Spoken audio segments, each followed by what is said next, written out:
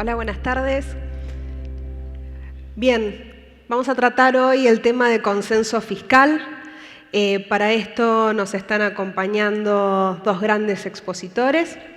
Vamos a tratar el tema de consenso fiscal que surgió allá por el 2017 con un objetivo que tiene que ver con lo que nos decía un expositor anterior hace un ratito nomás, de esto de pagar lo justo y necesario, no apuntar a un recaudar sin fin, sino apuntar a recaudar lo justo y necesario. Así que vamos a invitar al resto de expositores. Bien, y ahora antes de arrancar a hablar, si bien tenemos un contador y demás, les voy a avisar que si me ven mover rápidamente un brazo, es porque hay algo que ustedes no saben. Quizás sepan que Andrés Balota es hincha de River. Quizás lo que no sepan es que César Litven es hincha de Boca, con lo cual tenemos como una anticipación del superclásico de este sábado. Y yo me voy a ocupar de sacar las tarjetas, así que si se me exceden en tiempos, tenemos una tarjeta amarilla y tenemos una tarjeta roja. Así vamos ordenaditos en tiempos. Así que arrancamos con Andrés. Bienvenido. Bueno, muchísimas gracias, Gabriela, por la presentación. Y a la gente de IDEA, nuevamente, gracias por la posibilidad de estar aquí participando.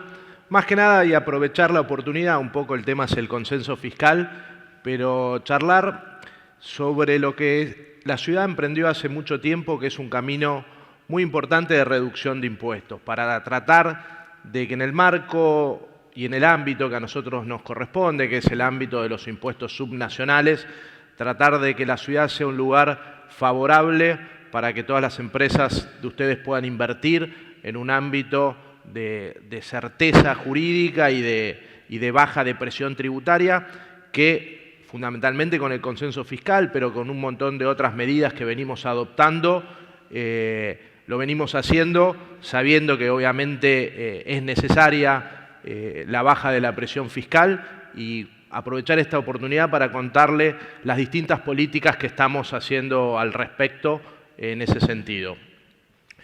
Después obviamente lo vamos a escuchar a César. Yo les voy a contar específicamente qué estamos haciendo desde la ciudad en el ámbito del consenso fiscal, creyendo que es un camino muy bueno el que ha empezado hace 2 años entre la Nación y todas las provincias del país en un sendero de baja progresiva que va del 18 al 2022, fundamentalmente el impuesto a los ingresos brutos y el impuesto a los sellos, 2 impuestos claramente distorsivos por todo lo que ustedes saben del efecto cascada y demás cuestiones, dentro del que nosotros, como Ciudad de Buenos Aires, creemos que hemos hecho todos los deberes. Ya les vamos a mostrar cómo este año la baja de la recaudación de ingresos propios de la ciudad ya se ve afectada por el consenso y por otras medidas de reducción de impuestos que hemos tomado en casi 10.000 millones. Así que empezamos,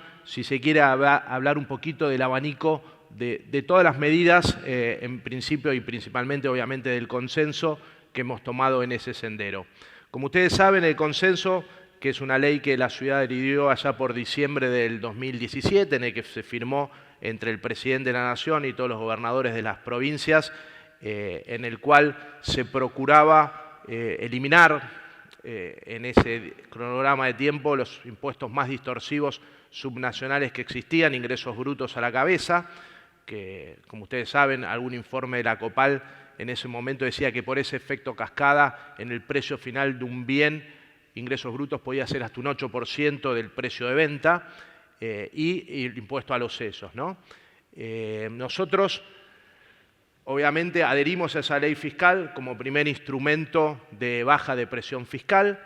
Después trabajamos muy fuerte con algo que tal vez por el panel de empresas que está aquí presente, muchos de ustedes los conocen, son los distritos de promoción fiscal que tiene la ciudad, que nosotros ya tenemos casi 450 empresas adheridas a nuestros distritos. Los 2 tal vez más conocidos por todos ustedes pueden ser el distrito tecnológico, donde están las principales empresas de tecnología del país, con exención de 100% de ingresos brutos, ABL, sellos, y el distrito audiovisual, el distrito de las artes y todos los distritos que tenemos que ya están dando lugar a 20.000 puestos de trabajo en esas zonas. Obviamente Parque Patricios, donde está asentado el distrito audiovisual, es la nave insignia de estos distritos, de los cuales en todo esto que es la economía del conocimiento, la ciudad está muy contesta en promover todo este tipo de economías,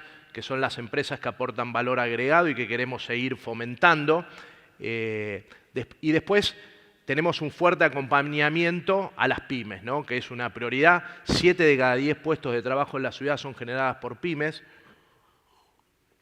Por eso desde marzo del año pasado somos la única jurisdicción que exceptuamos totalmente el CIRCREV, ustedes saben, el sistema de retenciones bancarias, a todas las empresas que han facturado menos de 15 millones de pesos al año. En ese nicho tenemos 200.000 contribuyentes que operan libre de todo tipo de percepciones y retenciones bancarias.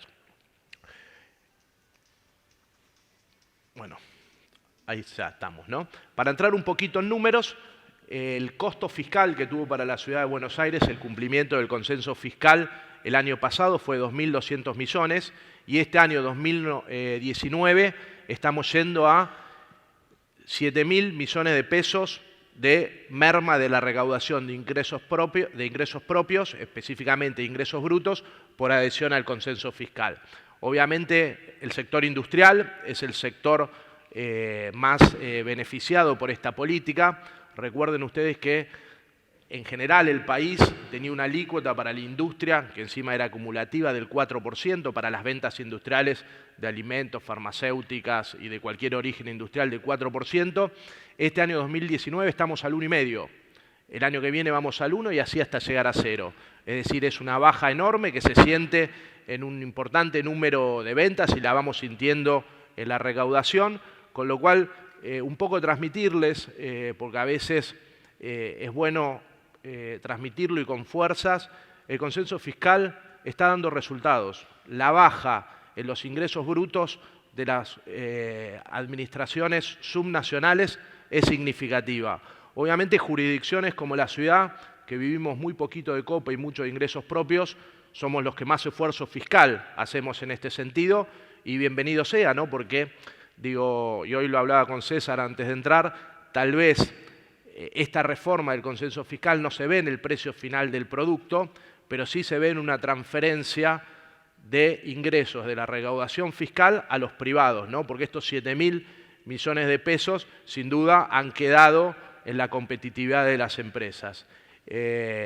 ¿Cómo llegamos a 10.000 millones? Es decir, nosotros decíamos que la reducción y el esfuerzo fiscal de la Ciudad de Buenos Aires para este 19 a rondar los 10.000 millones, 7.000 vienen del consenso fiscal y otras dos medidas importantes han sido, hemos acompañado desde julio de este año también la eliminación de impuestos a los sellos para la venta de automotores 0 kilómetros en un programa de la Nación para el fomento de la industria. Ustedes saben también, hoy les decía, el tema de la eliminación del CIRCREV, que sin duda tiene un costo hoy con el valor del dinero importante desde lo financiero también para las arcas públicas y obviamente también el fuerte estímulo que nosotros hacemos a las principales empresas tecnológicas que están situadas con exenciones importantes en los distritos promovidos de la ciudad. ¿Por qué hago mucho hincapié? Y después, obviamente, César va a detallar algunos incumplimientos de algunas jurisdicciones que, en el marco del consenso fiscal, pero a grandes rasgos yo quiero que se lleve la idea de que el consenso está funcionando y junto a la ley de responsabilidad fiscal que se impuso a las provincias en esa ley, es algo bueno fiscalmente para las provincias, primero para armonizar muchas alícuotas distorsivas que tendríamos entre las mismas jurisdicciones, ¿no? Eliminó también el tema de extraña jurisdicción, un karma que no sé hace cuántos años se llevaba que por tener una industria fuera de una jurisdicción uno pagaba una alícuota diferencial. Bueno, esto también fue eliminado por el consenso fiscal. Pero fíjense la evolución que tiene la recaudación de ingresos brutos promedio de los fiscos subnacionales. Ustedes saben que ingresos brutos siempre fue casi en línea con lo que es IVA DGI. cuando uno analiza las recaudaciones históricas del Fisco Nacional, si toma el componente IVA-DGI, va a ver que la evolución interanual del IVA-DGI era casi similar, porque la base imponible es la misma, que el impuesto sobre los ingresos brutos de los subnacionales.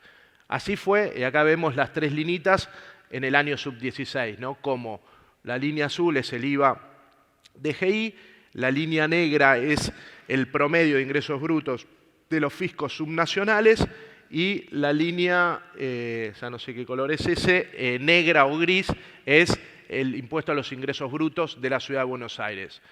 Por ahí con algún desfasaje temporal, pero las tres arrancan y terminan en la misma línea. Quiere decir que es una simetría perfecta. Esto es previo al consenso, lo que crecía IVA-DGI con impuesto a los ingresos brutos. El año 17, que es el último año previo al consenso fiscal, antes de que empiece a regir, mismo comportamiento. Incluso el impuesto a los ingresos brutos de la Ciudad de Buenos Aires subió ese año un poquitito más que el IVA-DGI. Pero siempre el mismo comportamiento en función de, obviamente, de las variables macro, inflación, crecimiento del producto, las cosas que afectan las bases imponibles de estos impuestos al consumo, si se quiere.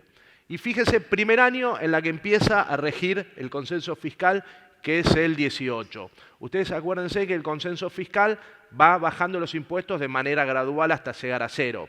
El primer año obviamente es el que menos incidencia de esa baja tuvo, porque obviamente la concepción es que los fiscos subnacionales también vayan preparando con gradualidad, por eso no se hizo todo en un año, sino que tomando un poco la experiencia del Pacto del 93, se eligió este gradualismo, como ya se empiezan a haber una brecha entre el crecimiento del IVA-DGI del promedio de los fiscos subnacionales y del IVA ingresos brutos de la Ciudad de Buenos Aires.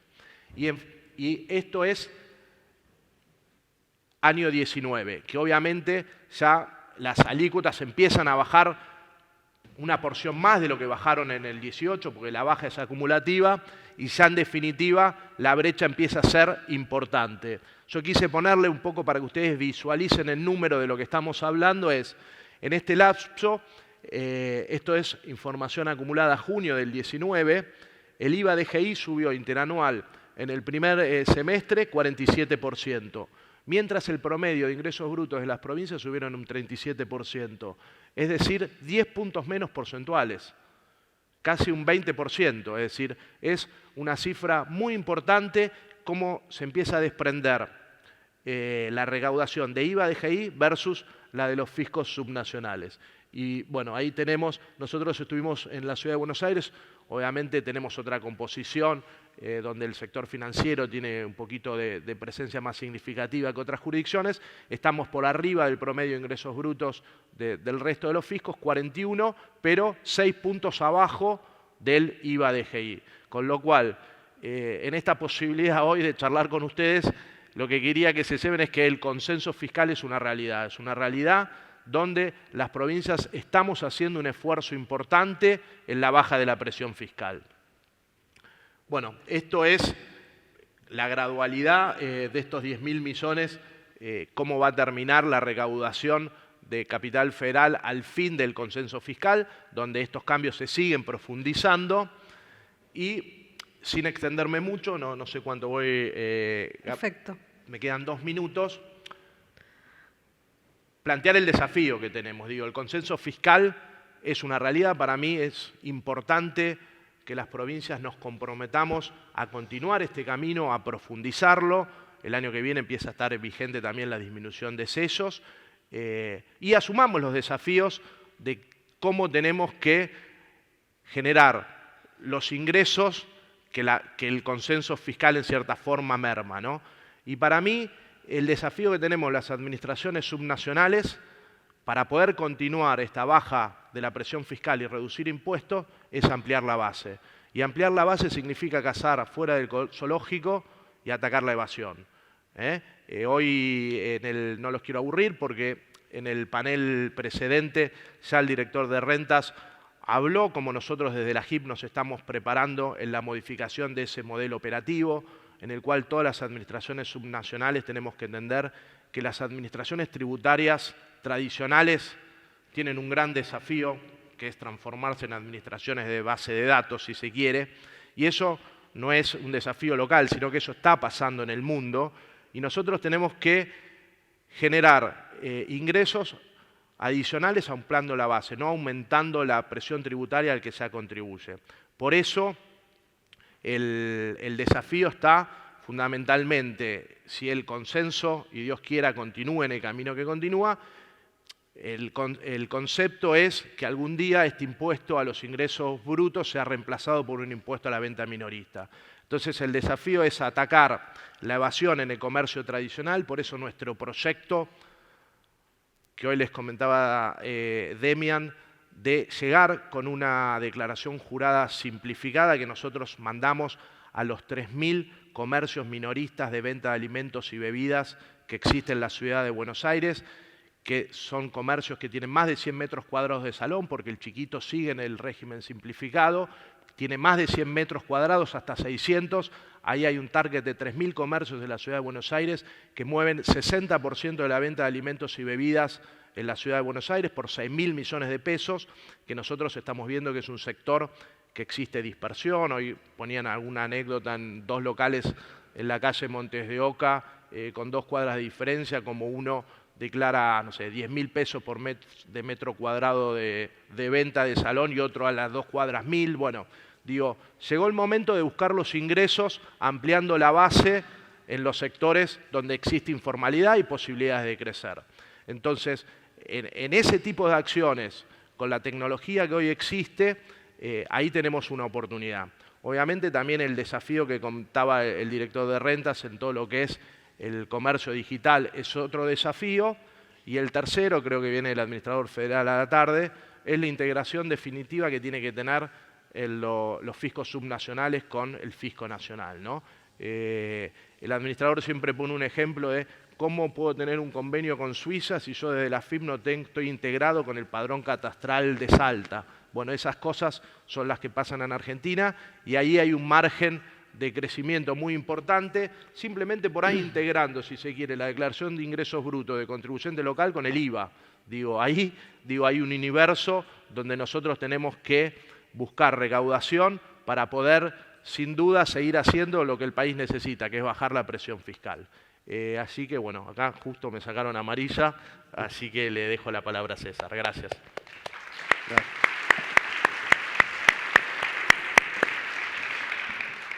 Buenas tardes. Muchas gracias a IDEA por invitarme nuevamente a este evento que cada vez es más numeroso y más exitoso. Un catedrático español bajo de estatura como yo me enseñó 3 condiciones para dar una disertación. La primera, pararse para que te vean. La segunda, hablar fuerte para que te escuchen. Y la tercera, terminar rápido para que te aplaudan. Así que trataré de lograr los 3 objetivos en cuanto me pongan. Ahí estamos. Bueno, miren estas fotos. Son 2 fotos que tienen 20 meses de diferencia. El emoticón muestra la primera foto donde están todos los gobernadores muy contentos con cara de feliz cumpleaños. ¿Por qué? Porque iban a recibir más dinero. Esta otra foto es reciente. Es una foto donde no están algunos gobernadores, pero están otros con cara muy enojada. ¿Por qué están enojados estos gobernadores? Porque se les reduce un poquito la coparticipación por las últimas medidas de alivio fiscal. Entonces, bueno, esto requiere un análisis objetivo de algunas cosas que son anteriores al consenso fiscal.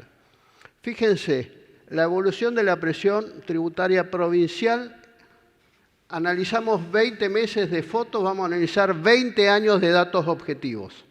Dato objetivo, en el 98 la recaudación tributaria provincial representaba el 3,6% del PBI. En el 2018, el 5,6% del PBI. Un aumento significativo que se explica básicamente por ingresos brutos. Cuando hablamos de ingresos brutos vamos a decir con todas sus pocas cualidades que tiene, para mí ninguna, es el peor impuesto que existe en el sistema tributario argentino. Está en el podio, pero en el podio de los impuestos más tóxicos que generan en la economía un efecto totalmente distorsivo por todo lo que ustedes conocen, acumulación, traslación y distintas alícuotas por las mismas actividades en distintas jurisdicciones. Pero ha habido una evolución dispar de la presión tributaria provincial. Las provincias patagónicas aumentaron más del 200%. Y algunas provincias, Santiago del Estero y Santa Fe, el 25, el 30, y algunas otras en el medio, el 67. Es decir que, fíjense ahí, se ve también la distorsión de ingresos brutos, depende de la zona geográfica donde estén. No quiero aburrirlos con estos gráficos, pero quiero que miren las dos puntas. En 1998, la presión tributaria provincial, 3,6%. 2018, 5,6% del PBI. En ingresos brutos, ¿sí? En ingresos brutos, el promedio de incremento ha sido el 104%, desde un 2% de incidencia que tenía ingresos brutos hace 20 años atrás, que en el 2018 tiene una incidencia del 4,1% del PBI. Después de ganancias, después de IVA, ganancias, viene ingresos brutos. Y estamos hablando, a mi criterio, del peor impuesto que tiene el sistema tributario. Fíjense la disparidad de cómo ha incidido la presión tributaria en las distintas provincias, en los 20 años que estamos analizando.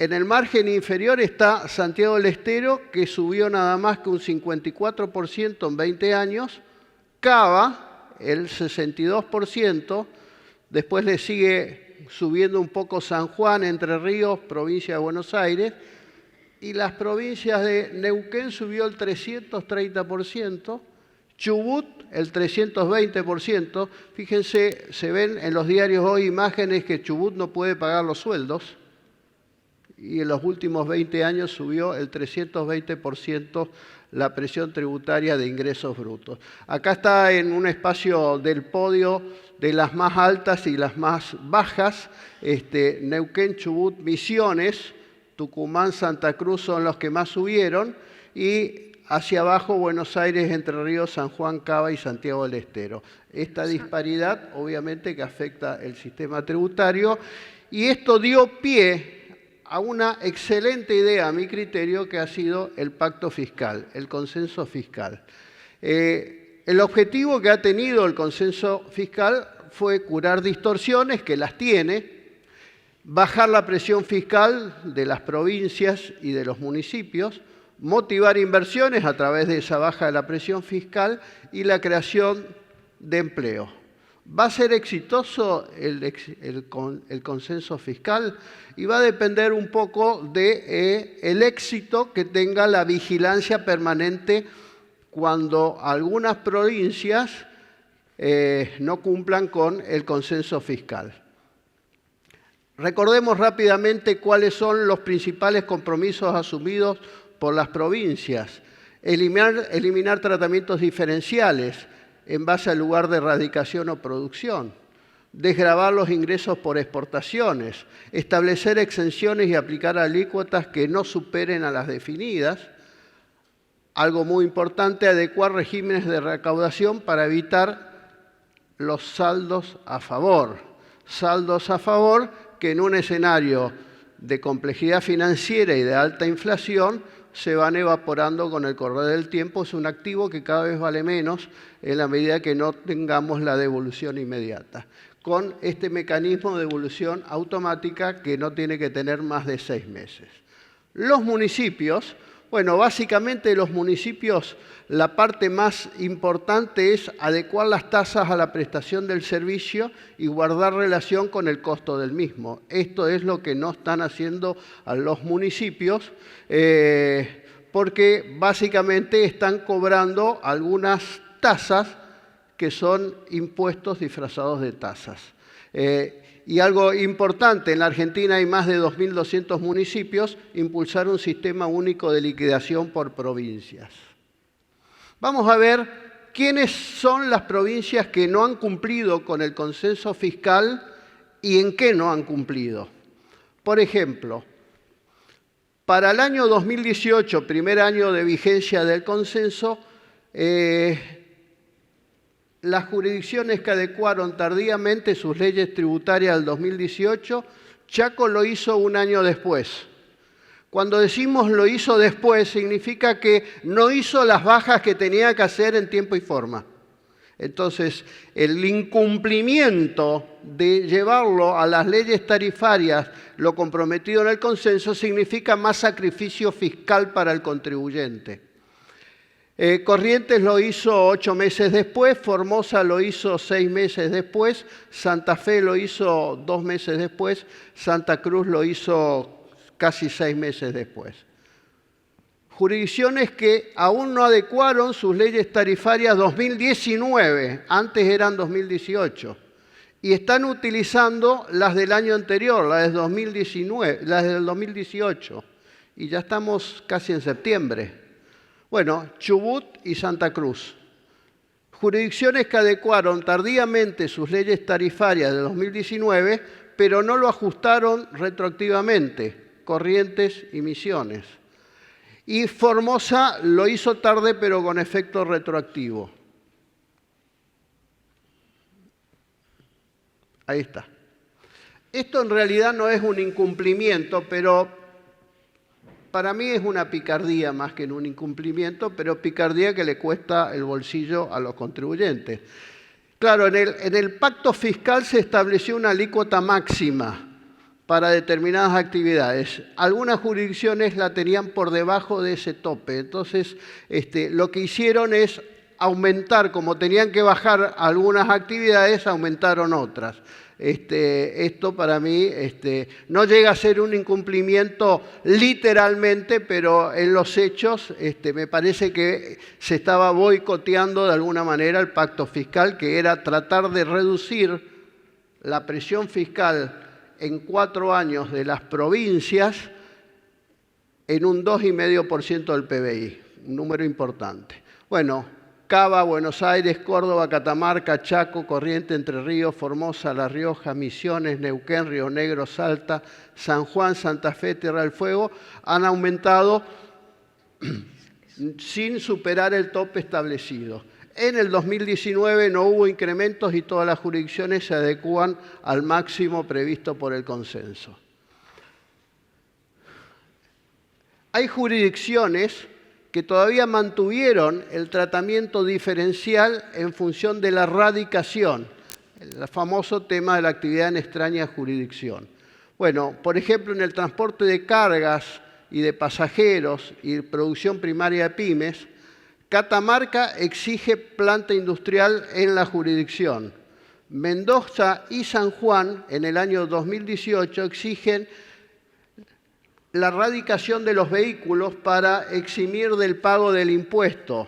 En Neuquén lo mismo con el transporte de pasajeros local. Santa Fe exige para el 2018 planta industrial en su jurisdicción más radicación de vehículos.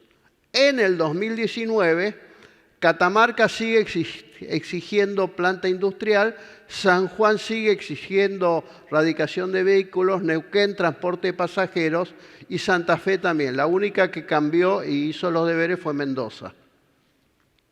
Bueno, aspectos cumplidos del pacto fiscal. Normalmente hemos tenido experiencia en el pacto fiscal de la década del 90, de que la ley dice una cosa y después las normas de las direcciones de rentas de las provincias ven o ponen, la verdad, una serie de obstáculos para gozar de los beneficios de la reducción de alícuota de la exención. Acá Salta requiere tramitar certificado de actividad exenta y Misiones y Santa Fe excluyen de los beneficios a los ingresos generados por exportación de bienes que están vinculados a actividades mineras o hidrocarburíferas y servicios complementarios. Neuquén, por ejemplo, que cumple con la desgravación de ingresos a las exportaciones. En cuanto a la industria local, con destino a la actividad hidrocarburífera, incrementa la alícuota entre el 1,5 al 3,75% de acuerdo a determinados parámetros. Es una interpretación a nuestro criterio muy sui generis del pacto fiscal. Jurisdicciones que en el 2019 no adhirieron a la exención de intereses por créditos hipotecarios, Río Negro y Santa Cruz lo hizo solo para procrear. Este es el gran tema. No hemos visto que se hayan en las provincias realizado modificaciones a los regímenes de recaudación para evitar los saldos a favor. En Cava se estableció un procedimiento de devolución rápida de saldos a favor, sin verificación en otros impuestos, con límite de 50.000 pesos, desde el 1/11 del 2018. En Provincia de Buenos Aires se estableció un procedimiento de devolución rápida de saldo a favor con límite actual de 200.000 pesos. Empezó a principios del 2018 con una cifra menor. Quiere decir que esto afecta básicamente, beneficia a los pequeños contribuyentes, pero las grandes empresas que tienen importantes saldos a favor no tienen este sistema rápido de devolución. El problema es como dije antes, los saldos a favor son activos que se necesitan en cabeza de quien pagó en exceso el impuesto, porque hay muchos regímenes de retención, percepción, pago a cuenta, y que el paso del tiempo hace que cada vez valga menos, porque se va evaporando como un helado en la mano. A ver, sigue habiendo incremento de saldo a favor en las empresas. ¿Por qué hay incremento de saldo a favor? Porque hay incrementos en algunas alícuotas de regímenes de retención y percepción, por supuesto que va a generar saldo a favor. Porque hay mayor base de recaudación, porque hay más agentes y más sujetos pasibles. ¿Sí? Las administraciones tributarias han designado más sujetos pasibles y más agentes. Y porque la reducción o atenuación de alícuotas de ingresos brutos con topes que están establecidos por el consenso fiscal también generan esta problemática. ¿Hacia dónde vamos con el consenso fiscal? Hacia una necesidad de coordinación entre las provincias, hacia una necesidad de establecer límites territoriales establecidos por la comisión arbitral, hacia una unificación, hacia una armonización, hacia una autorretención.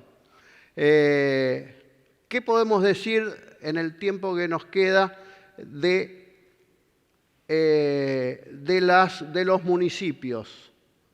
Los municipios cobran, como ustedes saben y lo padecen, muchos impuestos que están disfrazados de tasas. Estamos a la espera de este gran fallo, ESO Petrolera. Sé que políticamente los intendentes están presionando. Ya hubo una buena audiencia de amicus curiae en la Corte Suprema, con lo cual estamos a la espera de que la Corte haga lo que tiene que hacer en este tema. Respecto de los municipios, debe distinguirse entre ingresos provinciales, que es base de un impuesto que es de la provincia y recae sobre todos los ingresos del contribuyente, de los ingresos de la sumatoria de los municipios, donde requiere el sustento territorial. Esto es lo que ha pasado. No distingo los colores, Gabriela, así que no te esfuerces mucho, me tomo un minuto más. ¿Qué pasó con las alícuotas de ingresos brutos entre el 2017 y 2018, primer año de vigencia? Fíjense. Se lo escucha. Tampoco, no estoy viendo nada. Solo miro esto. Fíjense, Buenos Aires es la que más se perjudicó en la variación de la alícuota promedio, 9,9%. Cava está en el punto de equilibrio, 0,1%, y Salta, y Río Negro salta el 22% de incremento. O sea que ha habido disparidad en el cumplimiento de los compromisos de pacto fiscal. Ahí se ve mejor. Ahí se ve mejor. Bueno, acá el resumen. Los contribuyentes que se ven afectados, ¿tienen derecho a exigir el cumplimiento del consenso? Sí, por supuesto que tienen derecho. ¿Y en qué escenario podrían invocar esos derechos? Ante normas tributarias que se opongan a lo estipulado con el consenso fiscal o ante la omisión de los fiscos en adoptar las medidas tributarias que están comprometidas a hacer para evitar justamente este incremento de la recaudación. Esto lo puse el año pasado y traté de buscar otra, pero no vi ninguna imagen que sea más efectiva de qué actitud tomamos ante los incumplimientos de las provincias en el pacto fiscal. Y tenemos dos actitudes: o lo asumimos, nos deprimimos, vamos a la farmacia, compramos ansiolíticos, o nos ponemos los guantes de boxeo y hacemos valer los derechos. Muchas gracias.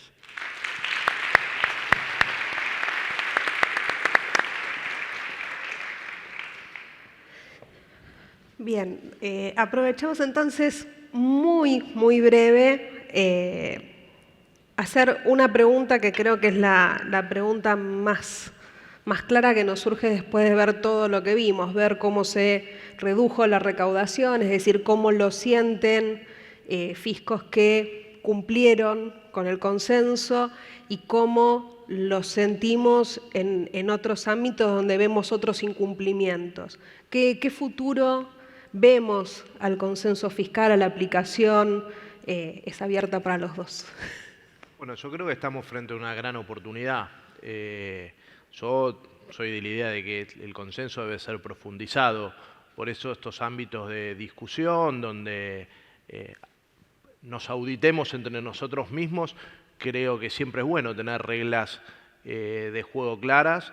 Y en el caso particular de la Ciudad de Buenos Aires, donde nosotros nos sentimos que hemos hecho todos los deberes al respecto, somos proclives a que esto creo que tiene que ser profundizado, porque es muy importante para el desarrollo económico. Entonces, no hay que perder de perspectiva que siempre el desarrollo económico, por otro lado, redundará en una mayor recaudación. Así que en todo lo que podamos avanzar en la eliminación de estos impuestos distorsivos, bienvenido sea.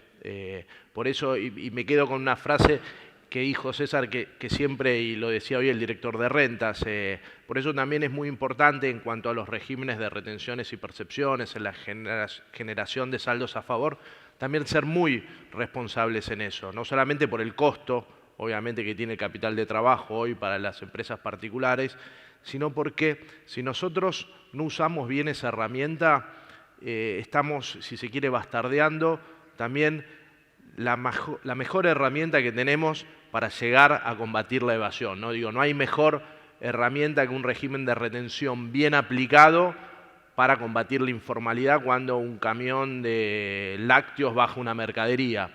Entonces es importante también tener la responsabilidad de usarlos como una herramienta para ampliar la base y no para generar saldos a favor. Yo describí un poco al inicio de la exposición la verdadera anarquía que existía entre las provincias y los municipios en el cobro de impuestos. Han levantado los impuestos a mansalva y han gastado a mansalva también. Entonces, desde el punto de vista del consenso fiscal fue una excelente idea.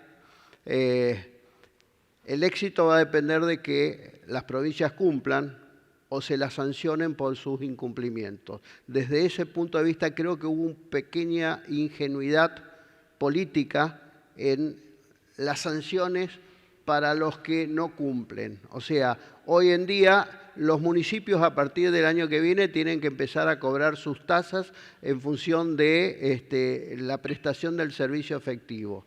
Y la realidad es que no veo que ningún municipio de los 2.200 hayan amagado en empezar a pensar en eso.